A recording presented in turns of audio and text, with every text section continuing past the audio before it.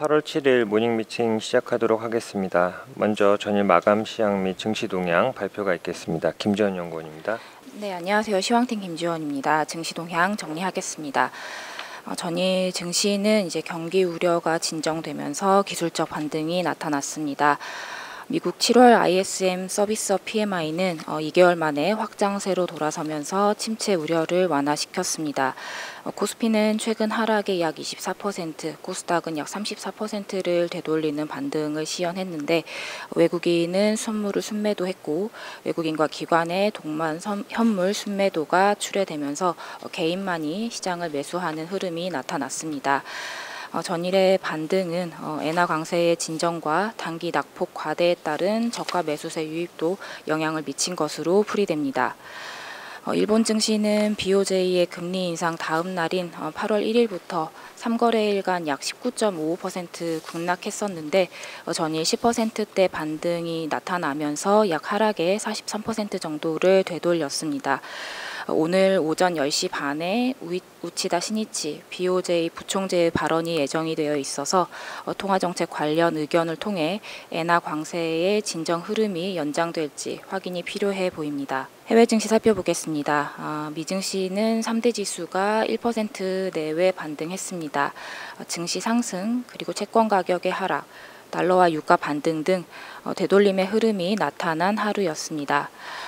애틀란타 연은의 3분기 GDP가 2.9%로 기존 수치보다 0.4%포인트 상향되면서 경기 침체 우려 완화에 일조했습니다. 또한 이에 빅스도 27%대로 하락했습니다. 업종별로는 전업종이 상승했고 기술주와 반도체주 중심으로 반등이 나타났습니다. 다만 아직 조정이 끝나지 않았다는 의견과 경기 침체 우려가 과했다는 등 증시 방향성에 대해서는 엇갈린 시선이 여전히 존재하는 상황입니다. 중국 증시는 단기 급락에 따른 일부 되돌림이 진행됐지만 차익 실현 압력에 반등 폭이 제한됐고 유럽 증시도 반발 매수세가 나타났지만 주요국이 혼조세로 마감했습니다. 미국 10년물 국채 수익률은 최근 급락세가 과도했다는 평가 속에서 반발 매수세 유입되면서 상승했고 달러 역시 반등했습니다. 관전 포인트 짚어보겠습니다. GDP 나우의 성장률 상향으로 침체 우려가 완화된 점은 긍정적이지만 종목별로 변동성이 여전히 확대되면서 차별화 흐름이 나타난 점은 부담입니다. 국내 증시도 금일 반등 연장이 기대되지만 반등의 지속성을 이끌 매수 주체와 모멘텀은 부족한 상황입니다. 금일 증시의 흐름이 중요해 보입니다. 감사합니다. 다음은 해외 채권 8월 전망 자료입니다. 박준호 연구원입니다. 7월 전망 자료에서는 저희가 미국 10년물 금리 4% 타겟으로 매수 전략을 제시를 했었습니다. 그 이후로 미국 10년물 금리가 더 빠르고 큰 폭으로 하락을 한 상황인데 현재의 금리 레벨은 그렇게 매력적이지 않다라고 판단을 하고 있어서 듀레이션 전략을 기존의 소폭 확대해서 중립으로 하향 조정을 합니다. 먼저 매크로를 보면 최근에 금리 급락을 야기했던 가장 중요했던 데이터는 당연히 고용 지표였습니다. 실업률이 상승하면서 침체 리스크가 높아진 것인데 저희는 침체가 임박했다고 보지 않습니다. 그렇기 때문에 당장의 침체 우려로 인한 금리 급락은 과도하다로 판단을 하고 있고요. 본문에는 이제 최근에 고용 지표에서 침체가 임박하지 않았다라고 볼 수 있는 증거들을 몇 가지 담았고요. 그 외적으로는 최근에 실질 금리 하락과 신용 여건 개선 이 두 가지가 일반적으로 고금리 환경에서 나타나는 신용 경색발 침체 리스크를 낮추고 있다 이렇게 좀 보고 있습니다. 연준의 기준금리 인하 기조 때문에 실질금리가 낮게 유지가 되고 있고 최근에 은행들이 미국 기업들에게 대출을 잘 해주고 있는 상황이기 때문에 당장의 침체 리스크는 낮다 이렇게 보고 있습니다. 이러한 매크로 전망 하에서 저희는 연내 25bp씩 3번 인하를 전망을 합니다. 저희는 기존에 25bp씩 2번 인하를 전망을 했었는데 연속 인하로 이제 전망을 바꾼 거고요. 그 이유는 결국 연준 입장에서 보면 최근에 이제 물가 안정만 고려했으면 되는 상황이었지만 최근에는 완전 고용 리스크까지도 같이 고려해야 되는 상황이기 때문에 기준금리 인하 속도가 기존 전망보다는 조금 빨라질 수 있다고 보고 있습니다. 근데 이제 시장에서는 50bp 인하 혹은 긴급 인하 등의 가능성도 제기가 되고 있지만 아직까지는 그 가능성은 크지 않다고 보고 있습니다. 왜냐하면 연준은 최근에 데이터 디펜던트 기조를 유지를 하고 있습니다. 그러니까 데이터를 조금 확인하고 어떠한 경계 판단에 대한 확신이 생기면 의사결정을 내리겠다라는 것인데 선제적으로 지금 시장의 기대치를 다 충족시키기는 어렵다 이렇게 좀 보고 있습니다. 그럼에도 불구하고 어떤 경우에 50bp 인하를 할 수 있을까? 저희는 8월에 실업률이 똑같이 0.2%포인트 이상씩 상승하는 경우, 그리고 주가가 10% 이상 또 연속적으로 급락하는 경우, 또 마지막으로는 저희가 예상하지 못한 경기 침체를 유발하는 외부 충격이 있을 경우에는 50bp 인하 가능하다라고 생각은 하지만 아직 저희 베이스 시나리오는 25bp씩 3번 인하 전망하고 있습니다. 이제 10년물 금리를 좀 말씀드리면 저희는 10년물 금리의 적정 레벨을 3.8에서 4.2%로 판단을 하고 있습니다. 그래서 오른쪽 표를 보시면 저희가 기준금리 하향 조정을 했었고 10년물 금리는 지금 10년물 금리가 어제 좀 올라서 3.8%인데 올해 3분기 말과 4분기 말 지금보다 조금씩은 높은 수준을 전망을 하고 있습니다. 이 10년물 금리는 3.8%라는 레벨이 굉장히 중요한데 제가 이제 미국 경제의 침체와 소프트 랜딩의 경계선을 10년물 금리로 치환을 하면 저는 이제 3.8% 레벨로 보고 있고 3.8% 밑으로 미국 10년물 금리가 내려간다는 것은 이제 침체 리스크가 반영된다는 뜻이기 때문에 저희 매크로 시나리오와 맞지 않고 금리 레벨도 부담스러운 레벨이다 이렇게 좀 판단을 하고 있습니다. 앞서서 말씀드린 내용에 근거해서 저희는 두레이션 중립으로 하향, 즉 장기채 매수에는 조금 중립적인 의견이다 이렇게 봐주시면 좋을 것 같고요. 구체적인 금리와 스프레드 전략은 본문을 참고해 주시면 좋을 것 같습니다. 기본적으로 올해 시장에 프라이싱된 기준금리 인하폭, 2번의 B컷 인하는 기대가 과도하다라는 전망 하에서 좀 단기 금리 선물 시장 관련된 전략을 제시했으니 관심 있으신 분들은 이제 본문을 참고해 주시면 좋을 것 같습니다. 이상입니다. 다음은 기업 및 산업 분석 순서입니다. 먼저 SK텔레콤 김주섭 위원입니다. 안녕하십니까. 통신서비스 담당 김준서입니다.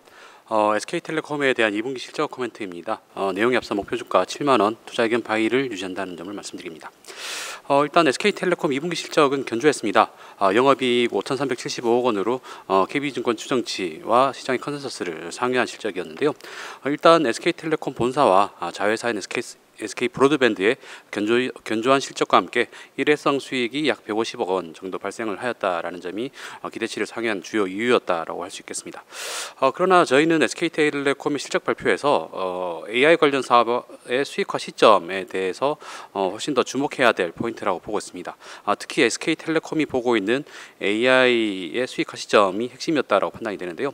AI 데이터 센터는 일단 그 AI 관련 사업 중에 하나인 AI 데이터 센터는 당장 매출액이 발생할 정도로 빠르게 성과를 낼 수 있다라고 보고 있었으며 B2B 사업 같은 경우에는 금년 600억 원 이상의 매출액을 시작으로 빠르게 매출액이 확대가 될 것이다라고 전망을 하고 있었습니다. 한편 AI 개인 비서 서비스가 장기적으로 B2C 통신 사업의 수익 모델을 확대할 것이라는 점을 시사하고 있었기 때문에 결국에는 견조한 실적도 좋았지만 AI 관련 행보가 결국 SK텔레콤의 장기 실적에 대한 드라이빙 포인트로 전망이 되는 시점이었습니다. 따라서 이와 같은 부분이 이제 투자 포인트였다라고 판단이 되고 있고요. 게다가 2분기 실적이 좋았던 부분은 3분기에도 여전히 좋은 형태로 보일 것으로 생각을 하고 있습니다. 그 이유는 마케팅 비용이 하향 안정화가 되고 있는 트렌드를 2분기 실적에서 확인을 했고요. 그리고 마찬가지로 상반기 캐펙스가 하향 안정화되면서 감가상각비 역시 감소하는 모습이 지속될 것으로 예상되고 있기 때문입니다. AI 관련 투자 포인트를 주목해 주시면 좋겠습니다. 이상입니다. 다음은 SKIT랑 LNF 2분기 실적 리뷰 자료 발표가 있겠습니다. 이창민 연구원입니다. ITNS 이창민입니다. SKIT 투자의견 바에 유지하지만 목표 주가를 45,000원으로 하향 조정을 했습니다. 전일 종가 기준 상승률 31% 수준이고요. 2분기 실적은 컨센서스를 하회했습니다. 영업 적자 587억 원 기록했습니다.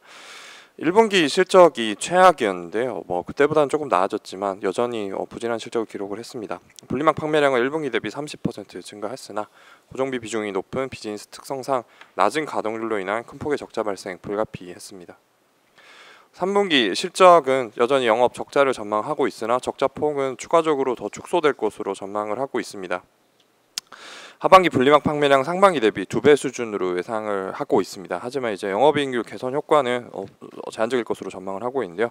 왜냐하면 이제 재고가 많이 쌓여 있어서 재고품 위주의 판매가 전망이 되고 있기 때문입니다. 다만 긍정적인 포인트 3가지 있는데요. 첫 번째는 이제 북미 OEM량 공급이 3분기부터 시작이 되고 있습니다. 고객사 다변화가 진행이 되고 있고요. 두 번째는 이제 주요 고객사 가동률도 하반기에는 점진적인 회복세 예상을 하고 있습니다. 마지막으로 이제 IRA 최종 가이던스가 나옴에 따라서 북미 쪽에 원단 설비 투자가 필요 없을 것 같습니다. 코팅 설비 투자만으로도 탈중국 수요 대응할 수 있을 것 같고, 특히 이제 원단 같은 경우는 한국이나 유럽 쪽에서 남는 캐파를 사용을 하면 되기 때문에 원단 생산 라인 가동률 개선도 가능할 것으로 전망돼서 긍정적인 투자 의견 유지하도록 하겠습니다. 다음은 LNF입니다. LNF 투자 의견 바이 유지하지만 목표 주가 14만 원으로 하향 조정했습니다. 전일 종가 기준 상승 여력 38% 수준입니다. 2분기 실적 영업 적자 842억 원 기록해서 컨센서스 하회했는데요.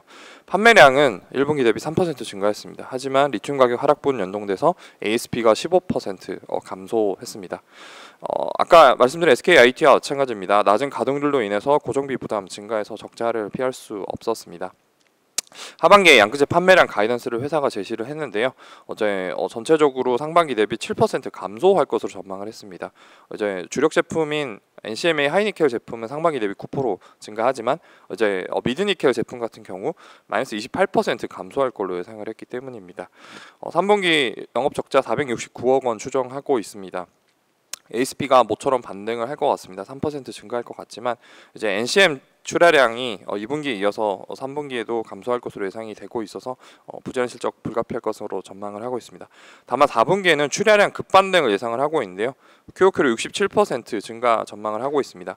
니켈 95% 신제품 출시가 시작되기 때문입니다. 따라서 LNF 긍정적인 시각 유지하도록 하겠습니다. 감사합니다. 다음은 제주항공의 2분기 실적 리뷰 자료입니다. 강성진 연구원입니다. 네, 안녕하세요. 운송 담당 강성진입니다. 제주항공 2분기 실적 리뷰 말씀드리겠습니다. 저희는 목표 주가를 11,000원으로 기존 대비 26.7% 하향하지만 투자 의견은 바이로 유지를 하도록 하겠습니다. 지난해 도드라졌던 폭발적인 여행 수요비 증가가 좀 이제 둔화 국면으로 들어가고 있고, 또 항공사들의 이제 경쟁사들의 운항 편수가 크게 늘어나면서 비수기였던 2분기의 운임이 예상보다 좀 낮게 나타났습니다. 이에 따라서 영업이익 전망치를 올해와 내년 각각 16.7%, 12.6% 하향하고 목표 주가도 낮췄습니다. 2분기 영업 손익을 살펴보면 95억 원의 적자가 나왔습니다. 그래서 시장 컨센서스와 저희 전망치를 모두 하회하는 실적이 나왔고요. 항공기 기재 가동은 더 늘었지만 유가가 상승을 했고, 유가가 상승을 하면 항공 단가가 더 이제 올라가야 되는데 단가조차도 하락을 해서 영업손익이 적자로 전환을 했습니다. 게다가 이제 경쟁이 좀 심해지다 보니까 항공기 가동률을 채우기 위해서 단가 인하를 좀 세게 했던 걸로 보여집니다. 기억을 하실지 모르겠지만 1분기에는 역대 최대의 영업이익이 나왔습니다. 근데 거기 굉장히 대조되는 2분기 적자가 나왔기 때문에 업황에 대한 판단이 필요한데, 저희는 업황이 갑자기 악화되는 것은 아니다라고 보고 있습니다. 그러니까 팬데믹 종료 직후에는 항공기 좌석이 부족을 해서 2분기 비수기에도 괜찮은 단가 유지가 됐지만, 지금은 이제 그런 상황을 좀 지나갔기 때문에 좌석이 좀 남는 상황이 됐고, 그래서 큰 폭의 단가 인하를 한 거다, 이렇게 이해를 해야 될 것 같고요. 2분기에 국제 여객 탑승률이 89% 이상이 나왔기 때문에 굉장히 높은 수준이고요. 이렇다면 성수기로 들어가면 단가는 다시 상승할 수 있다라고 보고 있습니다. 저희는 연간 영업이익 전망치를 기존 대비 16.7% 하향해서 1,600억 정도로 제시를 하고 있는데, 다음 비수기인 4분기에 대해서는 여객 단가를 하향 조정했지만 성수기인 3분기에 대해서는 그대로 높게 유지된다라고 판단을 했습니다. 이상입니다. 다음은 한전 KPS 관련 자료입니다. 정혜정 연구원입니다. 네, 안녕하세요. 유틸리티 담당 정혜정입니다. 전일 발표된 한전 KPS 2분기 실적 말씀드리겠습니다. 한전 KPS에 대해서 목표 주가 45,000원과 투자 의견 바이를 유지합니다. 목표 주가의 12month forward implied PER은 10.9배 수준이고, 전일 종가 대비 상승 여력은 22%입니다. 한전 KPS의 2분기 매출액은 4,200억 원, 영업이익은 744억 원을 기록하면서 전년 동기 대비로도 큰 폭으로 개선이 되었고, KB증권 전망치와 시장 컨센서스를 각각 이제 50% 이상씩 상회하는 서프라이즈를 기록했습니다. 이렇게 한전 KPS 영업이익이 기대치를 상회할 수 있었던 가장 큰 요인은 원전 부문의 매출 증가였습니다. 원전 정비 매출의 경우 이제 이번 분기에 계획 예방 정비가 총 6개 호기가 마무리가 되면서 전년 동기의 3개 호기 대비해서 두 배로 늘어남에 따라 전년 동기 대비 매출액이 28.3% 증가하는 모습을 보였습니다.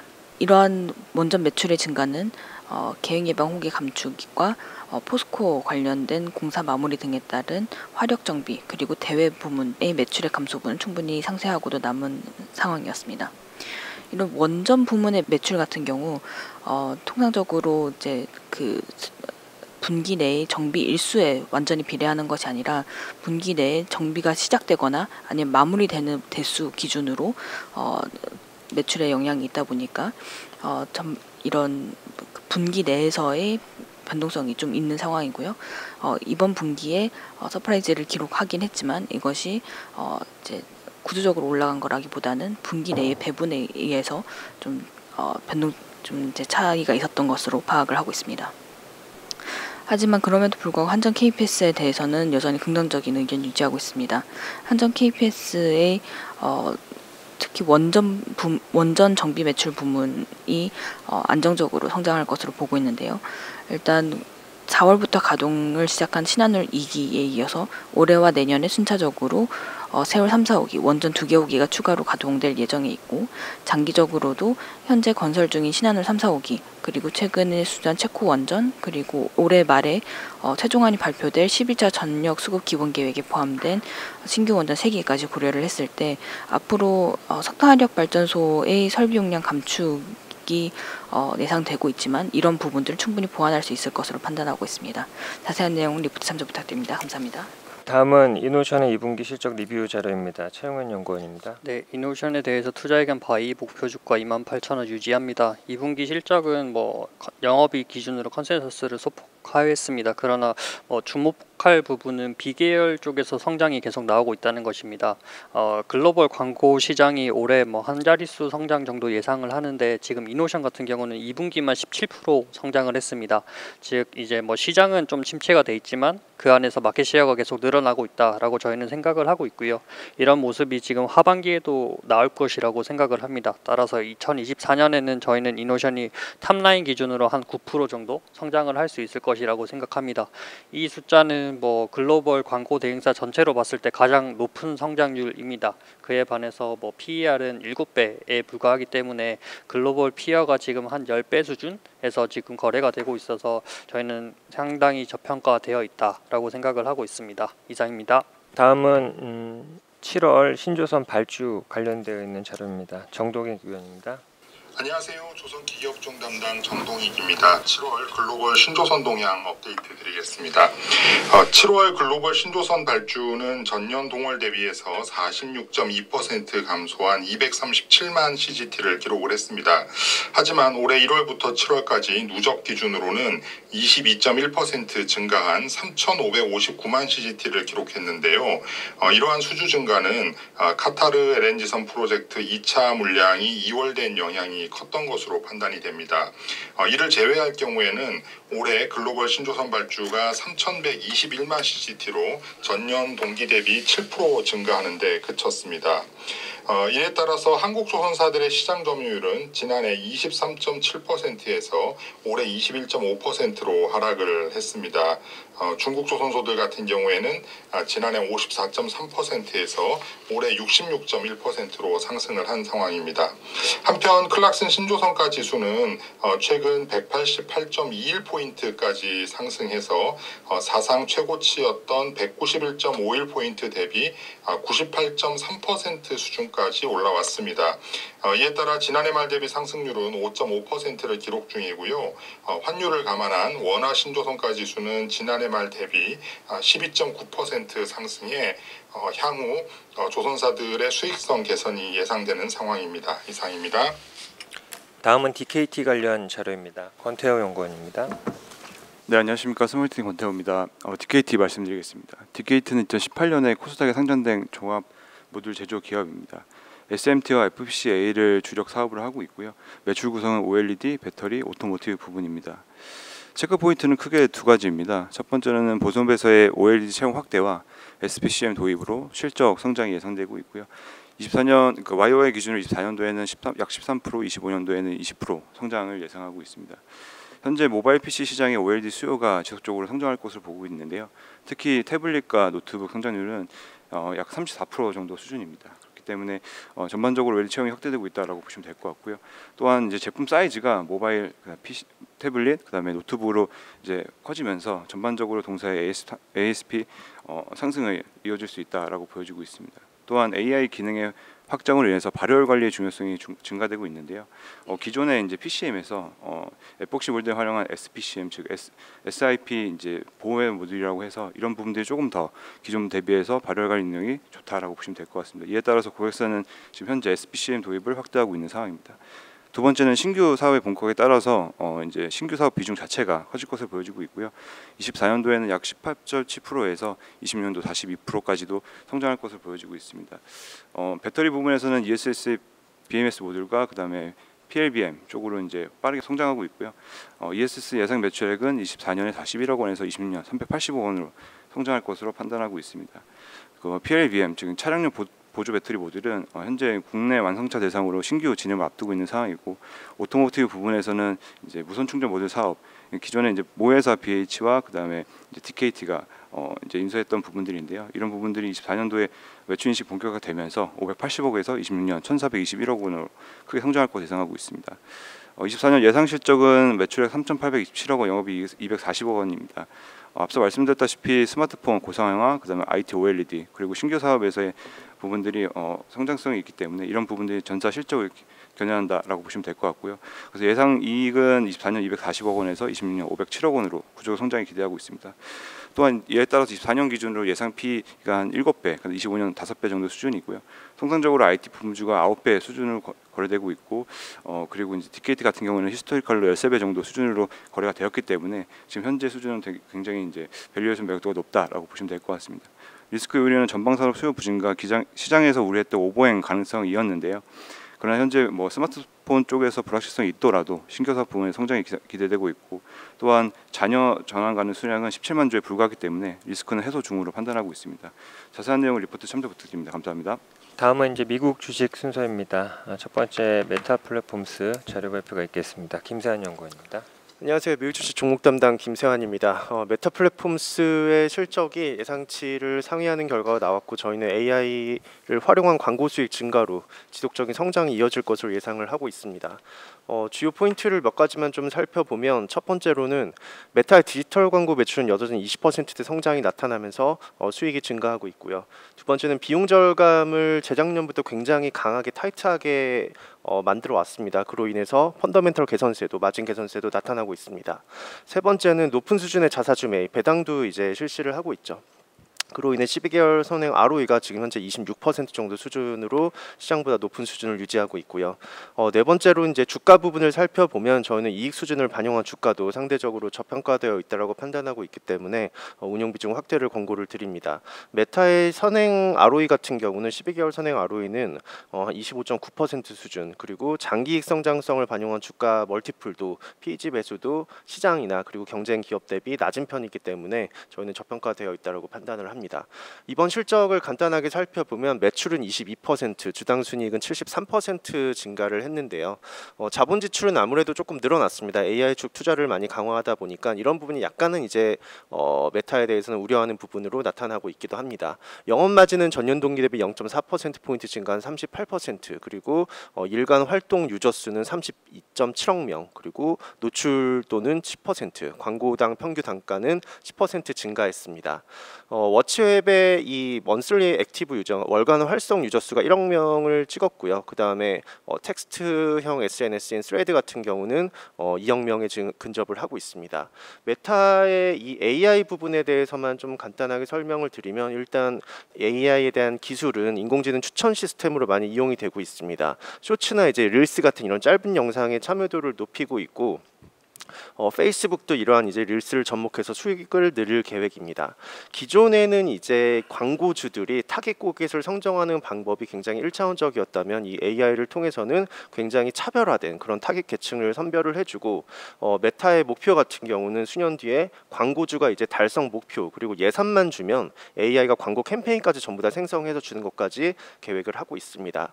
이번 분기에 어드밴티지 플러스의 쇼핑 기능이 추가됐는데, 이 광고를 만들 때 사진과 영상을 그냥 투척을 하기만 하면 이거를 이제 조합을 해서 최선의 기술로 만들어주는 그런 부분도 내놓았고, 이를 이미 지금 광고주들이 한 100만 개의 기업이 이거를 사용을 했다라고 언급을 하기도 했습니다. 자세한 내용의 리포트를 참고해 주시기 바랍니다. 다음은 이제 스타벅스 관련 자료입니다. 유중호 연구원입니다. 안녕하세요. 미국 기업 분석 담당 유종입니다. 스타벅스의 최근 분기 실적은 지난 분기부터 이어진 여러 악재로 예상치를 하회했는데요. 이런 단기 변동성은 조금 나타날 것으로 보고 있지만 조금 더 길게 보면은 스타벅스의 높은 점유율이 유지되고 있는 점, 그리고 장기 성장 전략이 예정대로 펼쳐지고 있는 점, 마지막으로 향후 3년 매출 성장률을 감안한 기업 가치 대비 매출액이 시장 대비 저평가되어 있는 점 등을 감안하여 운용 비중 확대 의견을 제시드립니다. 스타벅스의 11개월 사이 PE는 18.9배로 최근 주가 하락에 따라서 동종 기업이랑 산업 대비 낮아졌고요. 그리고 향후 장기 이익 성장성을 감안한 상대 주가도 비싸지 않은 수준까지 내려왔습니다. 최근 분기 실적을 보면은 매출과 주당 순이익은 시장 예상치를 각각 1.5% 그리고 0.5%씩 소폭 하회했습니다. 글로벌 동일 매장 매출이 전년 동기 대비 3% 하락했고 무엇보다 중국 시장의 하락세가 조금 더 크게 나타났습니다. 이런 와중에도 외형 성장은 좀 이어졌는데요. 일단 스타벅스 리워드 프로그램 가입자 수는 전년 동기 대비 10% 증가했고 이번 분기 신규 매장 526개를 오픈하면서 매장 수도 늘어났습니다. 가이던스를 보면은 지난 분기대로 기존대로 유지했습니다. 매출은 한 자릿수 초반 성장할 것이고 주당 순이익이랑 동일 매장 매출은 전년과 동일하거나 이 또한 한 자릿수 초반 성장할 것으로 발표했습니다. 일단 매장 확장 추세는 이어질 것으로 보이고 있고요. 그리고 비용 절감이나 효율성 개선 이런 것들도 지속적으로 좀 이어질 것으로 보고 있습니다. 자세한 내용 리포트를 참조해 주시면 감사드리겠습니다. 감사합니다. 예, 이상으로 금일 준비된 자료 발표를 마쳤습니다. 감사합니다.